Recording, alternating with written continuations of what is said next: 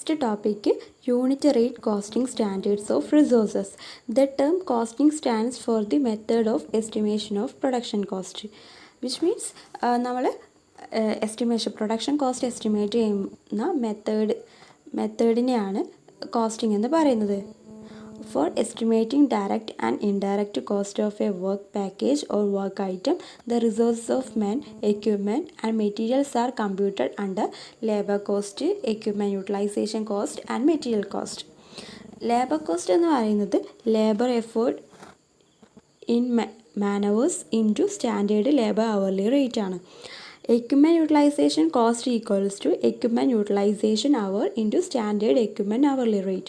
Then material cost equals to material consumption quantity into standard material unit price. അപ്പോൾ first നമ്മൾ labour cost equal to labour effort in man hours into standard labour hourly rate ആണെന്ന് പറഞ്ഞു. അപ്പോൾ എന്താണ് standard labour hourly rate എന്ന് നോക്കാം. Direct labour employed on monthly or daily wages is costed on an hourly rate basis. അതായത് നമുക്കറിയാം monthly നമ്മൾ wages salary കൊടുക്കുന്നുണ്ട്, ഡെയിലി വേജസ് കൊടുക്കുന്നുണ്ട് വർക്കേഴ്സിന്. അതൊക്കെ അവർലി റേറ്റിന് ബേസ് ചെയ്തുകൊണ്ടാണ്. Complete labour hourly standard rate includes net expense include on procurement, wages, benefits and statutory cost.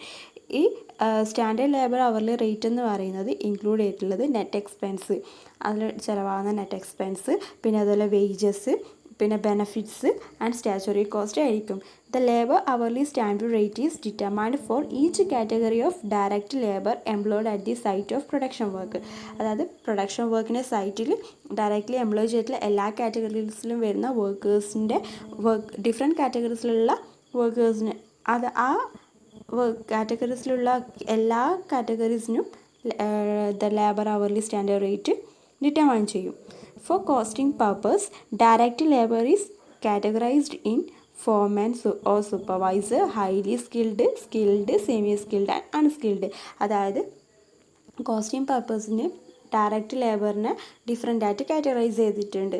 First നമ്മൾ സൂപ്പർവൈസർ അല്ലെങ്കിൽ ഫോർമാൻ ആയിട്ട് ക്ലാസിഫൈ ചെയ്തു. പിന്നെ high skilled, unskilled, semi skilled അങ്ങനെ കാറ്റഗറൈസ് ചെയ്തിട്ടുണ്ട്. The method of calculation of labour hourly standard rate involves the determination of annual labour estimated cost and the number of productive hours worked in the year.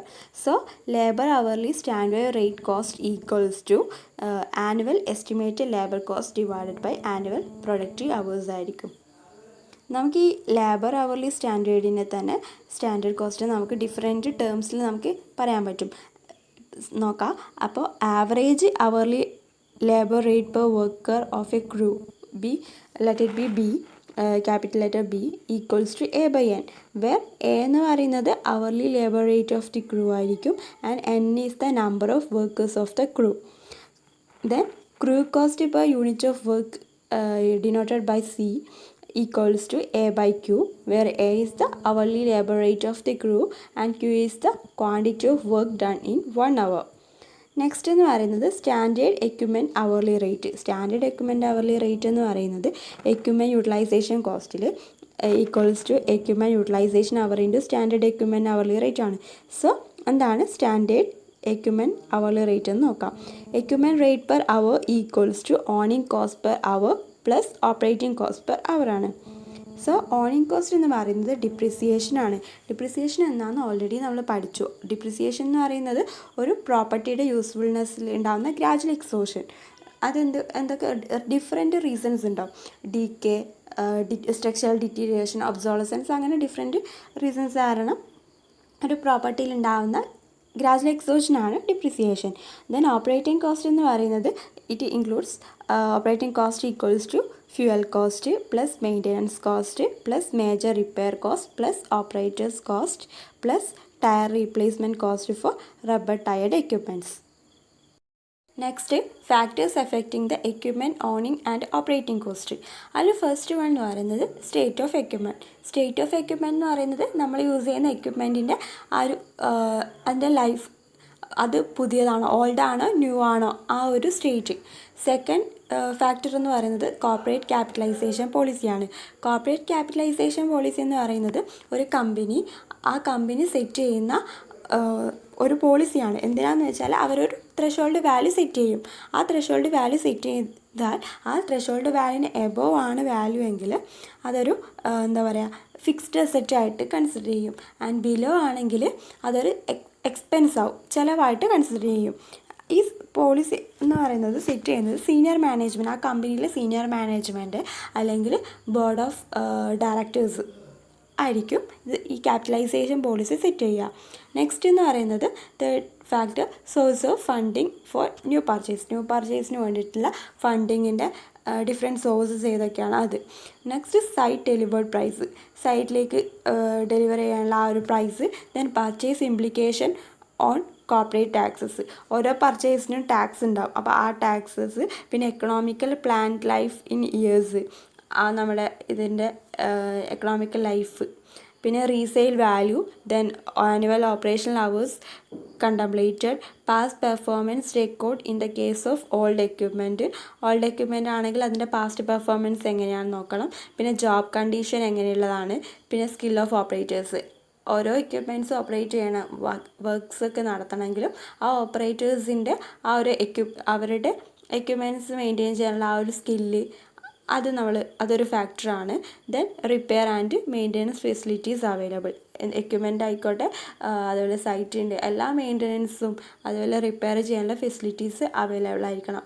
ഇത്രയും ഫാക്ടേഴ്സാണ് owning and operating കോസ്റ്റിനെ affect ചെയ്യുന്നത്. Equipment owning and operating കോസ്റ്റിനെ affect ചെയ്യുന്ന factors. Equipment utilization rate also depends upon its ownership. The rate will be different if it is taken from clients on plan than if it is hired from the market. അതെന്താണെന്ന് പറയുന്നത് വെച്ചാൽ equipment utilisation rate എന്ന് പറയുന്നത് നമ്മുടെ equipment അവൈലബിലിറ്റിക്ക് അനുസരിച്ച് differ ചെയ്യും. അതായത് ഇപ്പം സപ്പോസ് അത് ക്ലയൻറ്റിൻ്റെ സ്വന്തമാണെങ്കിൽ ആ എക്യുപ്മെൻറ്റ് യൂട്ടിലൈസേഷൻ നമുക്ക് കുറവായിരിക്കും മാർക്കറ്റിൽ നിന്ന് ഹയർ ചെയ്തെടുക്കുന്നതിനേക്കാളും വാടക എടുക്കുന്നതിനേക്കാളും. സോ അതാണ് എക്യുപ്മെൻറ്റ് യൂട്ടിലൈസേഷൻ റേറ്റ് എന്ന് പറയുന്നത്, ഡിപ്പെൻഡ്സ് അപ്പോൺ ഓണർഷിപ്പ് എന്ന് പറയുന്നത്. Then next, while establishing hourly standard for an item of equipment, mathematically estimated equipment utilisation rate is suitably modified by the experiment estimation according to the situation. അതായത് നമ്മൾ mathematically equipment utilisation rate estimate ചെയ്യും. അത് നമ്മുടെ situation അനുസരിച്ച് experimental estimation വഴി നമുക്ക് കിട്ടിയ value വെച്ച് കമ്പയർ ചെയ്ത് മോഡിഫൈ ചെയ്യും. Next, material standard price. It is defined as the estimated all-in price of the unit quantity of an item delivered at the project site. അതായത് പ്രൊജക്റ്റ് വർക്ക് നടക്കുന്ന സൈറ്റിലേക്ക് നമ്മുടെ മെറ്റീരിയൽസ് അല്ലെങ്കിൽ ഒരു unit quantity of item deliver ചെയ്യുന്ന സമയത്ത് അതിൻ്റെ പ്രൈസാണ്, യൂണിറ്റ് ക്വാണ്ടിറ്റി ഓഫ് ഐറ്റത്തിൻ്റെ ഓൾ ഇൻ പ്രൈസിനെയാണ് മെറ്റീരിയൽ സ്റ്റാൻഡേർഡ് പ്രൈസ് എന്ന് പറയുന്നത്.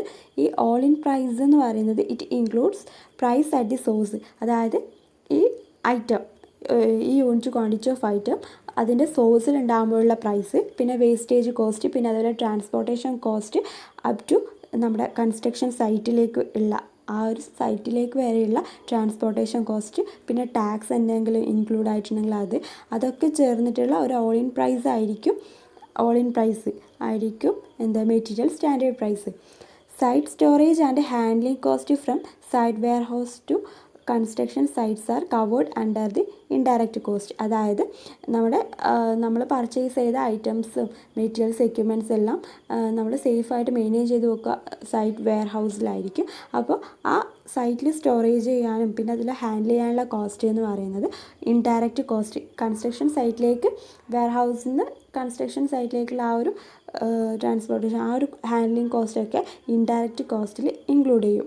The purchase price of each items can be ascertained by inviting quotation and then concluding a supply subcontract with the selected supplier. അതെന്താണെന്ന് വെച്ചാൽ നമ്മുടെ പർച്ചേസ് പ്രൈസ് എന്ന് പറയുന്നത് നമ്മൾ എങ്ങനെയാണ് കണ്ടുപിടിക്കാമെന്ന് വെച്ചാൽ സബ് കോൺട്രാക്റ്റ് കൊടുക്കും, കൊട്ടേഷൻസ് ഇൻവൈറ്റ് ചെയ്യും, എന്നിട്ട് സബ് കോൺട്രാക്റ്റ് കൊടുത്തിട്ടാണ് പർച്ചേസ് പ്രൈസ് അസർടെയിൻ ചെയ്യുക.